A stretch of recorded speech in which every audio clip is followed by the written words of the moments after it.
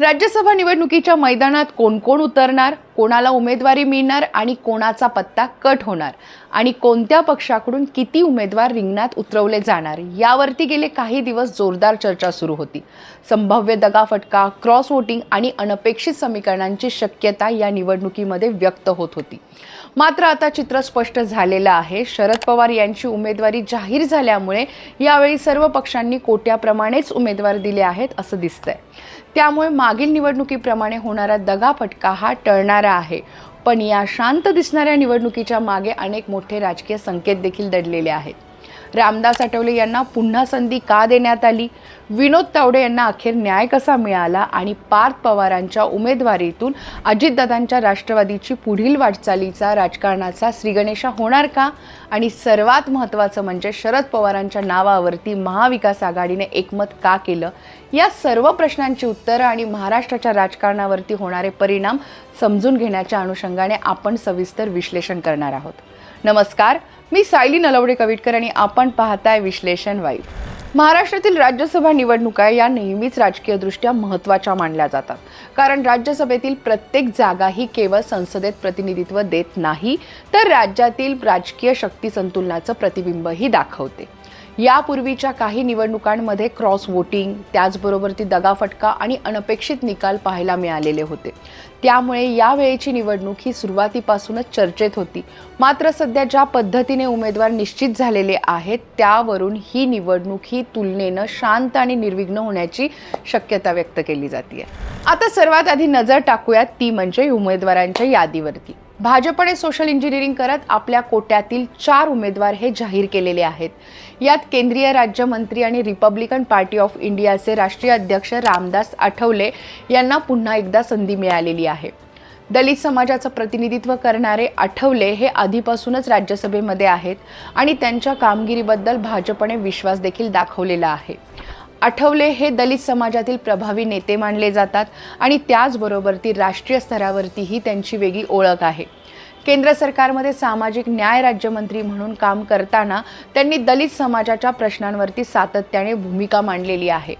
त्यामुळे त्यांना पुन्हा एकदा राज्यसभेमध्ये पाठवण्याचा भाजपचा निर्णय हा सामाजिक आणि त्याचबरोबर ती राजकीय संतुलन राखण्याच्या दृष्टीने महत्त्वाचा मानला जातोय। दुसरे नाव आहे विनोद तावडे यांचं। भाजपचे राष्ट्रीय सरचिटणीस असलेले तावडे हे दीर्घकाळ पक्षासाठी मेहनत घेत आहेत। त्यांना अखेर राज्यसभेतून न्याय मिळाला आहे। महाराष्ट्राच्या राजकारणामध्ये दीर्घकाळ सक्रिय असलेल्या तावडे यांनी पक्ष संघटनेमध्ये आणि त्याचबरोबर ती सरकारमध्ये महत्त्वाच्या जबाबदाऱ्या सांभाळलेल्या आहेत। गेल्या काही काळापासून त्यांना मोठ्या पदाची संधी मिळेल का याबाबत चर्चा होत होती। अखेर राज्यसभेच्या निमित्तानं त्या माध्यमातून त्यांना राष्ट्रीय राजकारणात सक्रिय भूमिका बजावण्याची संधी मिळाल्याचं देखील मानलं जात आहे। पण दिल्लीत राहून तावडे हे महाराष्ट्राच्या राजकारणामध्ये डोकावणार का हाही प्रश्न आहेच। तिसरे नाव आहे माया चिंतामण इवनाते यांचे। या नावाने अनेकांनाच म्हणजे सर्वांनाच आश्चर्यचकित केलं। नागपूरच्या माजी महापौर आणि आत्ता नगरसेवक असलेल्या पक्षाच्या निष्ठावंत माया इवनाते या आदिवासी समाजाच्या प्रतिनिधी म्हणून राज्यसभेत प्रवेश करणार आहेत। आदिवासी समाजाला केंद्रस्थानी ठेवून त्यांचे प्रतिनिधी होणं हे महत्त्वाचं आहे, हा यामागचा भाजपचा विचार असल्याचं दिसतंय। आदिवासी समाजातील नेतृत्वाला राष्ट्रीय स्तरावरती स्थान देण्याचा हा प्रयत्न मानला जात आहे। आदिवासींचे प्रश्न, विकास आणि प्रतिनिधित्व यासाठी हा निर्णय महत्त्वाचा ठरू शकतो। भाजपचे चौथे नाव आहे रामराव वडकुते यांचे। ओबीसी समाजातील वडकुते हे माजी आमदार आहेत। त्यांच्या संघटन कौशल्याला पक्षाने उमेदवारी देऊन सन्मानित केलेले आहे। धनगर समाजाचा मोठा मतदार वर्ग लक्षात घेता हा निर्णय राजकीयदृष्ट्या सोशल इंजिनिअरिंगसाठी महत्त्वाचा मानला जात आहे। त्याचबरोबर ती सामाजिक संतुलन राखत विविध घटकांना प्रतिनिधित्व देण्याचा प्रयत्न हा भाजपकडून होत असल्याचं या उमेदवारीतून दिसून येत आहे। तर या राज्यसभा निवडणुकीचं सर्वात महत्त्वाचं आणि मोठं वैशिष्ट्य म्हणजे राष्ट्रवादीकडून पार्थ पवार यांना मैदानात उतरवलं गेलेलं आहे।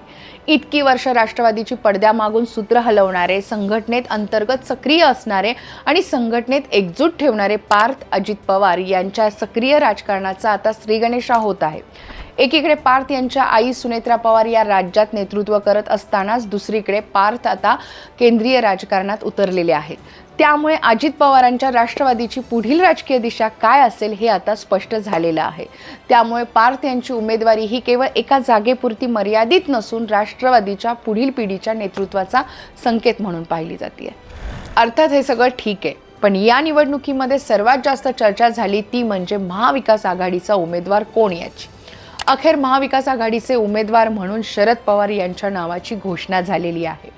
महाराष्ट्राच्या राजकारणामध्ये 5 दशकाहून अधिक काळ प्रभाव ठेवणारे शरद पवार हे अनुभवी नेते आहेत.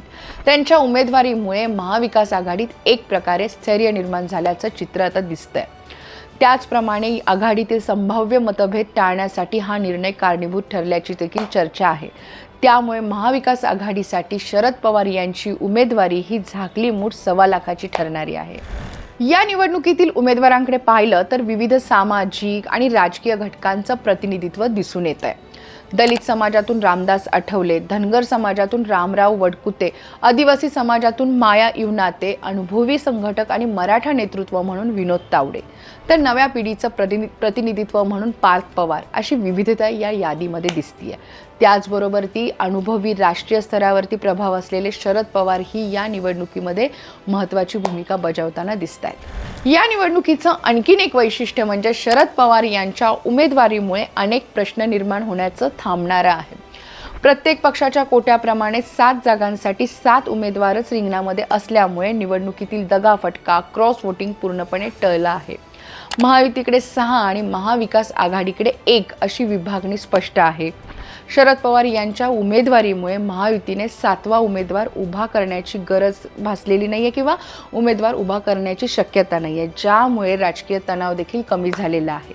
यामुळे सर्व उमेदवार बिनविरोध होतील असं चित्र आहे. एकूण पाहता महाराष्ट्रातील ही राज्यसभा निवडणूक ही राजकीय स्थैर्याचं चित्र दाखवणारी ठरू शकते. प्रत्येक पक्षाने आपापल्या कोट्याप्रमाणे उमेदवार दिले असून सामाजिक आणि राजकीय संतुलन राखण्याचा केलेला प्रयत्नही दिसून येतोय. त्यामुळे ही निवडणूक ही निकालापेक्षा पुढील राजकीय घडामोडींचे संकेत देणारी ठरू शकते.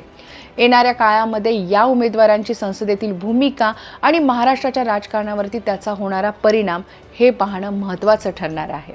एक मात्र नक्की की शरद पवारांच्या उमेदवारीनं राज्यसभा निवडणूक ही बिनविरोध झाली आहे हेच खरं. तुम्हाला हा व्हिडिओ कसा वाटला?